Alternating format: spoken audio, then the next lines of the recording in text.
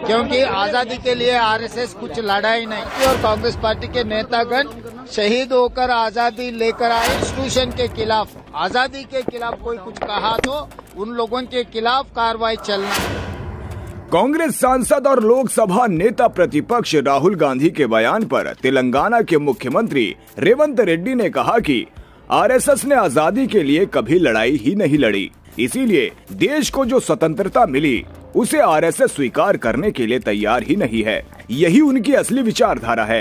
राहुल गांधी ने कहा कि उनका देश की आजादी से कोई लेना देना ही नहीं है, क्योंकि कांग्रेस पार्टी और कांग्रेस पार्टी के नेतागण शहीद होकर आजादी लेकर आए। राहुल गांधी की यही मांग है कि मोहन भागवत के खिलाफ कार्रवाई की जाए।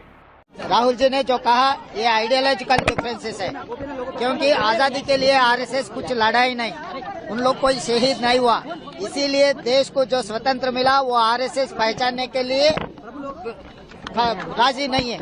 इसीलिए वो लोग जो आजादी के बारे में कुछ कहने के लिए, तारीफ करने के लिए तैयार नहीं है। तो उनका एक्चुअल आइडियोलॉजी वही है, मोहन भागवत जी ने वही ने कहा। इसीलिए राहुल गांधी जी ने ये कहा आपको आजादी से कोई लेना देना नहीं है। कांग्रेस पार्टी और कांग्रेस पार्टी के नेतागण शहीद होकर आजादी लेकर आए, इस देश को चलाने के लिए कांग्रेस पार्टी कोशिश करेंगे, वही बात राहुल जी ने कहा। तो मोहन भागवत जी जो कहा, अगर कॉन्स्टिट्यूशन के खिलाफ, आजादी के खिलाफ कोई कुछ कहा तो उन लोगों के खिलाफ कार्रवाई चलना है, वो जरूरी है। राहुल गांधी जी ने यही डिमांड मांगा है कि उनके मोहन भागवत जी के खिलाफ कार्रवाई शुरू की है।